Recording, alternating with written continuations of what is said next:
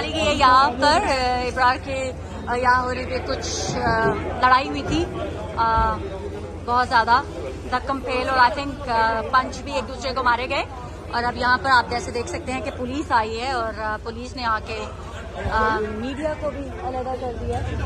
और अब इब्रार टावर्स पहले आपने पीटीआई से आपने अपने राहें जुदा की, आप रोई भी उस प्रेस कॉन्फ्रेंस में, क्या जज्बात थे, हुआ क्या था? आपने एक नगमा पड़ा अफवाज के लिए, बड़ा अच्छा वक्त गुजारा लीडरशिप के साथ, कारकुनान के साथ, बेशुमार आपका मोहब्बत होती है, प्यार होता है, आप साथ चले हुए होते हैं, आपके कोलीग्स होते हैं। पिछले 12, 13, 14 साल से मैं उनके साथ काम कर रहा था, कॉन्स्टिट्यूंसी में काम कर रहा था। मगर जो भी ये वाक़या हुआ 9 मई वाला और दीगर इशूज़, और ऑनेस्टली स्पीकिंग मुझे, चूँकि मैंने जैसे कहा कि मैं आया था पॉलिटिक्स में कुछ डिलीवर करने, मुझे उसका मौका कहीं दूर दूर तक अभी फ़िलहाल नज़र नहीं आता।